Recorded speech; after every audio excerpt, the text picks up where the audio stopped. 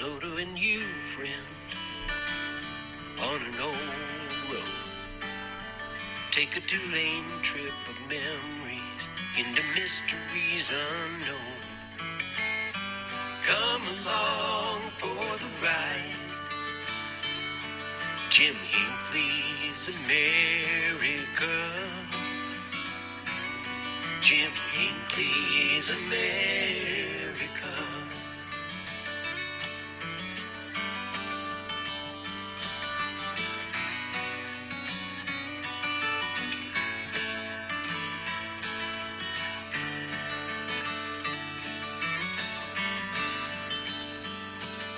Hey, good morning, everyone. Hope everybody's doing well this morning. Good morning, Mr. Carter. A little bit of music there from Joe, Woody, and the boys of the road crew.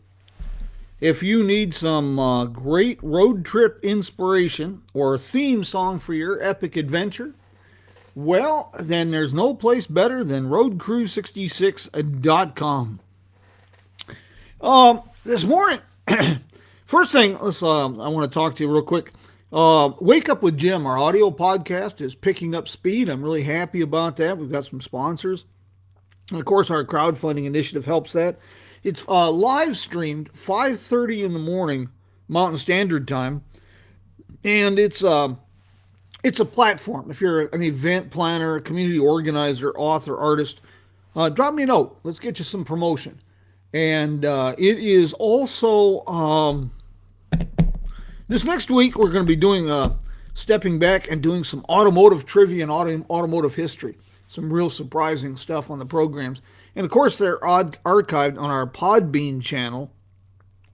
And they appear published a little bit later in the morning. You can listen to here on the Jim Hinckley's America Facebook page. They are not... But of course, if you're live, it's a little more interactive, a little more fun. You can ask questions, participate. Okay, this morning's program is going to be a little bit different. It's not meant to be controversial. This is actually a class. I teach community education programs, and this was a class I developed for Mojave Community College, and I thought it was appropriate. I have been receiving a lot of requests, surprisingly, this last year on the Negro Motorist Green Book. So I thought I would take the class and share it with you this morning. I think you're going to find it really interesting. I hope you don't. It's really a fascinating chapter in American and Route 66 history, and it's a milestone. It's a series of milestones on how far we've evolved as a people. That's what history is, the good and the bad. History can be, it can be uncomfortable, but it shouldn't be. It shows how far we've progressed, how far we've come, how far we have to go. And there's a little inspiration in this story as well. So here we go. Route 66 in the era of segregation. We start out with giving a shout out to a couple of our sponsors. The one and only, the iconic Wagon Wheel Motel in Cuba, Missouri. The oldest continuously operated motel on Route 66. Our good friends at Route Trip USA. These folks, I'll tell you, they test the pillows. They taste the enchiladas, and they are truly your experts. If you're looking for a holiday, a great road trip, the United States or Canada, these are the folks you want to holler at. These folks know where to go. And customer reviews speak volumes, as well as their associations. And great folks right there. You owe it to yourself. Plan a holiday. Celebrate the end of the apocalypse this summer. Embrace life a bit. And of course, our good friends at the city of Tucumcari, New Mexico. Most people know Tucumcari for its neon lit nights, and it's a great place to overnight stop when you're traveling Route 66. But Tucumcari is more, much, much more. Just Mesa Lands Dinosaur Museum, Mesa Lands Community College Dinosaur Museum is just one example. Okay, now, I realize I'm an old timer, but I'm not that old. And I came in at the tail end of this era of segregation. I spent a lot of my time on folks' farms down in Alabama, and I can remember segregated restrooms and restaurants. I was very young. But on the left, you'll see a page from the Green Book. And Victor Green, we'll get to him in a little bit here, but Victor Green was provided a service, a really innovative fella. But the Green Book, it's hard to fathom in today's world, but you really needed a book like this because services were very, very limited for African Americans when they traveled. And we have to look at Route 66 came into being in 1926. And what had transpired in the post-World War I era was a series of violent racial confrontations. One, the most famous recently because of the centennial, was the Tulsa situation. It was a horrible deal. This was a Black Wall Street. It was a very prosperous community in Tulsa, and it was largely burned. But this was not an isolated incident. There was even a more violent incident in East St. Louis. There was another in Springfield, Illinois. And so against this backdrop, now we have Route 66 coming into being. Before Route 66, in the national highway system, travel was largely limited to regional. There was an increasing number of people taking to the road and traveling cross country, but it was a relative rarity. And then we start getting into the era of interstate travel became more common. Automobiles were better, roads were better, but we were still dealing with deeply ingrained prejudices.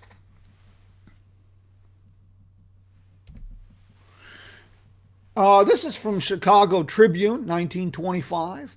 And then here on the right, you can see that in 1930 in Illinois, 44 out of the 89 counties that lined Route 66 were all white communities known as sundown towns.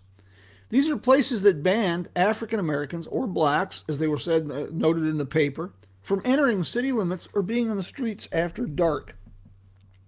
Now we find that really hard to just, to fathom now, but this is not ancient history. And it's interesting that society largely accepted this as a normal. Theaters for colored people, restrooms. I had the distinct pleasure some years ago, and it really was a thought-provoking deal. I had a chance to talk to one of the Tuskegee Airmen from World War II. And he had been wounded in combat. He had come home to North Georgia, got out of the hospital, came home on leave, and it just so happened there was a POW camp, German POW camp, near town. And he said it was so disturbing that when he took his girlfriend to the theater, he had to use the colored entrance in the rear and select seating. And as a reward for good behavior, the German prisoners would be marched into town on Saturday night. They would use the front entrance of the theater and allowed to sit in the preferred seating and not in the balconies. Kind of just a bizarre thing. Well, in the midst of this, we have some incredible people that are somehow slipped through the cracks. One is Herb Jeffries. This fella just died recently. Started out playing with Louis Armstrong in New Orleans. He recorded first jazz. His parents were Ethiopian and from Sicily. I think it was his father was Ethiopian. His mother was from Sicily. And he recorded his first record with Duke Ellington. He recorded jazz, western ballads, and crooner tunes. Now this is interesting. He was a fan of western movies, but he noticed that African Americans really enjoyed the westerns, but all the heroes are Caucasian, white people. So he created of what series of movies with an all African American cast. And these were filmed largely at Murray's Dude Ranch near Victorville, California. I'll talk more about Murray's Dude Ranch in a moment. And he starred in 5 films. He's really unique. I'm surprised that he's so overlooked. He is a star on the Hollywood Walk of Fame, was inducted in the Western Performers Hall of Fame at the National Cowboy and Western Heritage Museum in Oklahoma City. Really interesting character. Mentioned Murray's Dude Ranch. This was a big resort, very popular with African Americans in the Los Angeles community, all through the 30s, 40s, and 50s.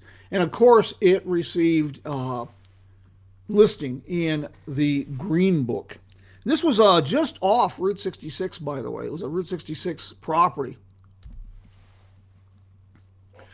Green Book was not the only book for this.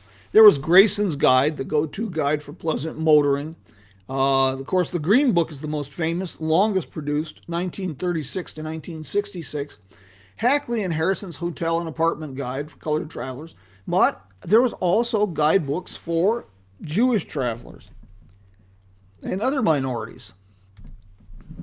This young lady is another extraordinary tale of success. Alberta Ellis. She borrowed money from her family in Springfield, Missouri, bought the old Negro hospital, and converted it into a hotel and restaurant. Now, this is just off Route 66. By the 1950s, she had created an entire resort complex with beauty salon, barbershop, nightclub, and dining room. Her grandfather was a cook from military trained. And other family members, she went in partners and they established a juke joint, a nightclub down the street. Then she purchased a farm and opened a bed and breakfast and all the produce for her restaurant. It became a very important destination for African American celebrities traveling Route 66. This is kind of shocking for a lot of people. But Nat King Cole, the man who basically put Route 66, the song was written by Bobby Troup, but it was put on the charts by Nat King Cole in 1946, Get Your Kicks on Route 66. But Nat King Cole was not a welcome guest at most of the motels and properties along Route 66. Now, Victor Green was a postman in New York, and he saw the need for this book. So he started out with the New York City area, and it quickly expanded. By the 1950s, it was a full travel service. Airline tickets, railroad, hotel reservations for the African American.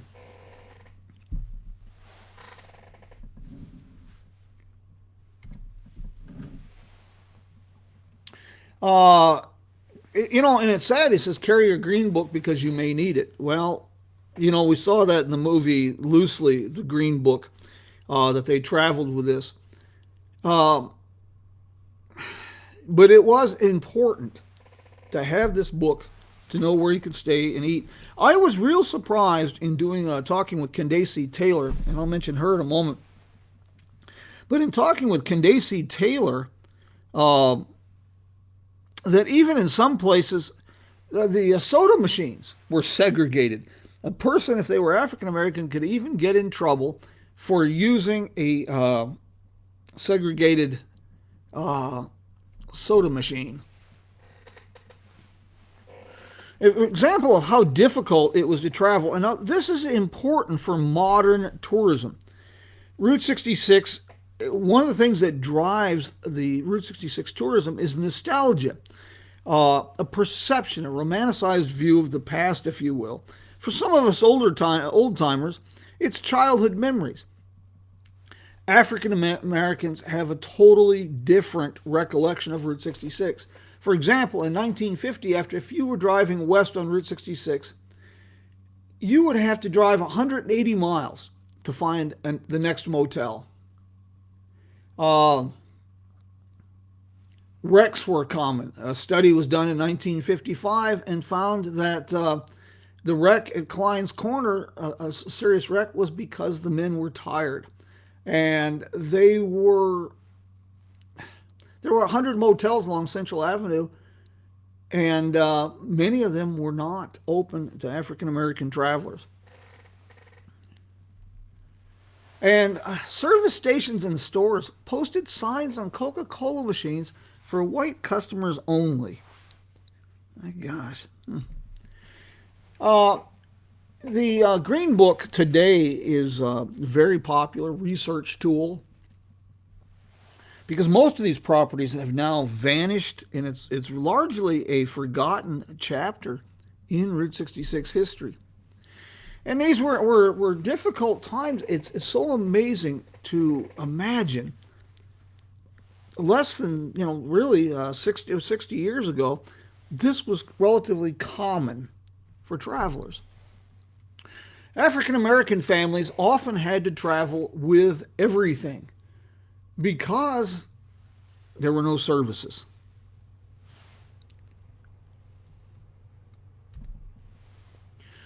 This is from a guidebook for African Americans. It is recommended that if traveling a long distance, your vehicle should be in good repair and that you carry a can or a bucket to serve as a portable toilet, bedding, extra gas cans and oil, ice coolers, water for the car for drinking, cooking utensils, tools for use in minor repairs. Obviously, like I say, this is uncomfortable, but it's an important part of developing modern tourism and understanding how things have changed. Can you imagine you can't even buy gasoline and you're traveling? In the midst of this, there's a wonderful story, and this is still a developing and progressing story. The Threat Station in Luther, Oklahoma. This property dates back to the late 19th century when several families of former slaves moved out to the Indian Territories, now Oklahoma. They started a quarry and a farm. And then when automobile traffic started developing, the Ozark Trails system initially, and then Route 66, they saw opportunity and they established this service station and garage. It remained in business well into the 60s. And they were one of the few garages and gas stations in that part of Oklahoma that would offer service to African Americans. And the National Park Service, Route 66 Oklahoma Association, is now working to preserve this property. The National Park Service, Route 66, the Road Ahead Initiative, and others are now working to document Green Book locations. And they're very rare. The Green Book project to identify the properties that remain has become kind of a priority because they're an important part of the experience. If you would like, some of the Green Books are being republished, and they turn up on eBay and Amazon. You can research some of these through the New York Public Library. The Schomburg collection has digitized a few of these, and they make for very interesting research and reading. Here in Kingman, we have an extremely rare property, and we've been trying to get the city excited about this. The White Rock Court. Let me explain this.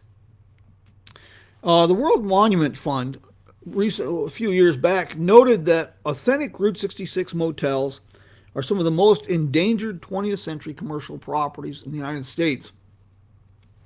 Now, with that said, by the 1950s, chain motels were squeezing out the mom and pops. Holiday Inn was coming in, things of that nature.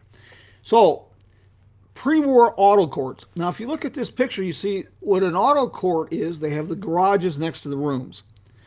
Well, most of the motels, a large percentage, to remain relevant by the late 40s, early 50s, they saw this as wasted space, so they were converting the garages to motel rooms. This makes a pre-war auto court extremely rare. But even rarer still are pre-war auto courts that were listed in the Green Book. And White Rock Court in Kingman is one of these properties. It's estimated that less than 1% of pre-war auto courts remain, and less than 1% of those are Green Book properties. So it makes the White Rock extremely rare. Interestingly enough, the White Rock Court was built by a Russian immigrant, Konrad Minka, back about 1935. And I mentioned Candace Taylor. I've been very privileged to speak with her a few times. If you want to read an interesting book, I highly recommend Overground Railroad, The Green Book and the Roots of Black Travel in America by Candace Taylor. Very, very talented, insightful young lady, and superb book that I highly recommend.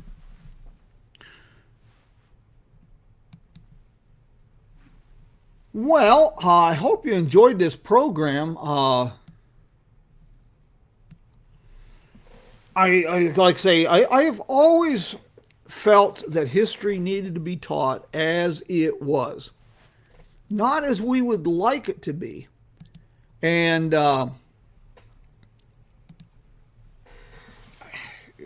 that's how we had to develop an understanding.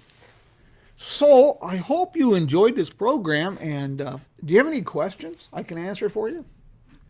Good morning, Jim. Mr. Fennessy, I'm doing okay. Every day is good. Some days are just better than others. That's my way of looking at things. June, good morning. How are you doing today? Mr. Reagan, good morning. Jill, good morning. And Stephen, my goodness, all the way from London. How are you doing today, sir? And Susan's with us, and Andy all the way from Tucson. David's with us. Keith, good morning. Jennifer, good to see you. Harley, good morning, sir. Sherry, I'm glad to hear that. I'm really glad to hear that. Yeah, Andy, one of the great urban legends of all times. David, I'm glad you enjoyed the program. Brenton, it was my pleasure. This is what it's about. It's not just, I joke about telling people where to go, but it's also about bringing history to life. I like to add depth and context to common subjects. History, too often, it gets presented as something as dead and dry as an insurance seminar. But to understand where we're at, we have to understand where we've been. And like I say, sometimes that can be a little uncomfortable. But that's okay too. Do you have any questions that I can answer for you this morning while we're here?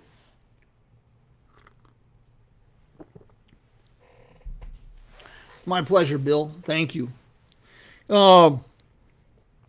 Like I say, this week on Wake Up with Jim, we are going to be sharing some obscure automotive history. I think you're going to find this kind of entertaining and fun. As I noted on the podcast, Wake Up with Jim, if you're an author, if you if you're a community organizer or event planner, author, artist, anything of that nature, and you want to be a guest on Wake Up with Jim, well, give me a holler. Let's get you set up on there, and we'd love to have you as a guest. The audience is still a little small, growing, but I think it's quite an entertaining program. And it's 5:30 Mountain Standard Time in the mornings. Keeping history alive is fun, and it really is. And like I say, there's inspiration in these stories. Victor Green is a most interesting story. Alberta Ellis, they're in the White Rock Motor Court is here in Kingman, Arizona. There were actually two motels in Kingman that I have found that offered lodging to African Americans. Hood's Court was another, but it was not listed in the Green Book. But there's a lot of inspirational stories mixed in with these things, and I find it fascinating myself. I mentioned like the White Rock Court. There's an incredible story. Yeah, the White Rock Court is next door to the Arcadia Lodge. This is one of the things we have in Kingman that we really don't pay much attention to. Not enough, I don't think. We have, for such a small town, and as rare as authentic Route 66 motels are, we have the White Rock Court, 1935-36, the Arcadia Lodge, which is kind of well, it's a weekly, monthly rental, low rent, kind of place. It is a 1939. The Arcadia Lodge, which is, excuse me, the El Trovador, which is being fixed up and renovated, that's a 1939 motel. The Hilltop Motel, which was just renovated, is 1955. And the Siesta Motel, which is just nice, small, efficiency apartments, that dates to 1929. We've got some programs live coming up pretty soon. If you're in the Kingman area, Tuesday night, I will be having a program down at the Mojave Community College on Route 66 bucket list, traveling and planning a Route 66 trip. Wednesday morning, we'll have I'll be taking the community education director out planning for a walking tour that's coming up in February. And I'll be taking the film crew from Two Lane Life with me. They're filming here in Kingman. We're going to be walking Coyote Pass near Kingman and following. There's about 4 or 5 historic roads almost on top of each other, but there's about 1,000 years of transportation history in that canyon. And I'm looking forward to that. And then I have a Mojave Community College Route 66 walking tour here in Kingman coming up towards the end of the month. February 12th, I will be in Needles, California for the Route 66 Byways Conference. It'd be my pleasure if you have promotional materials for your business or community or event. If you'll get them to me, I have a table reserved, and it'd be my pleasure to put out your materials and use them as I answer questions and help people plan a Route 66 trip. What else do I have coming up here? My new book, Here We Are on Route 66, is now available on Amazon. I'll be trying to get this set up on the website for order as soon as I can confirm that I can get books. I will have some books in Needles for sale. See, I'm trying to think if we got anything else. Oh, National Road Trip Day, May 27th, here in Kingman. Kingman Main Street is working on this now. It should be a fun event. They're going to introduce the Historic District self-guided narrated historic walking tours that I've been helping develop. Phase 1 will be introduced at that time. And it is Kingman.tours. You can find a sample tour. And that's going to be a lot of fun. There's supposed to be a beer garden, a car show, live music. They're going to unveil the new Brick Garden and Route 66 Walk of Fame at the train depot. Lots and lots of fun there. So I'll keep you posted, as I always do, as events come up. We got some live stream programs. I stirred the pot a little bit. I got some interesting inquiries after I had a Sunday morning program at Calico's with Walt Craig, and people really seemed to enjoy that. And they asked me questions when Walt could come back, so I sent him a note. And I jokingly, and possibly, maybe once a month instead of Coffee with Jim, we can do Codgers and Coffee and talk about any subject except religion and politics. and bring in some guests and talk about what it was like to work in automobile dealerships in the 1960s or as a truck driver in the 1950s. Well, I've been beating my gums for damn near a half hour, so I suppose that's good enough. Debbie, good morning, all the way from Seligman. Do you have any questions? Anything before I wrap this up today? And if not, then I will bid you adios. And, well, we will do this again next week. I do apologize. I see here that the frame rate has been, we've had some issues with kind of cutting in and out once in a while. I really don't know why. I checked everything this morning. Everything was showing green across the board. So I have no idea on that. Folks, thank you again. I hope you enjoyed this. Please share it with your friends. And, well, we'll see you next week. Adios, mi amigos.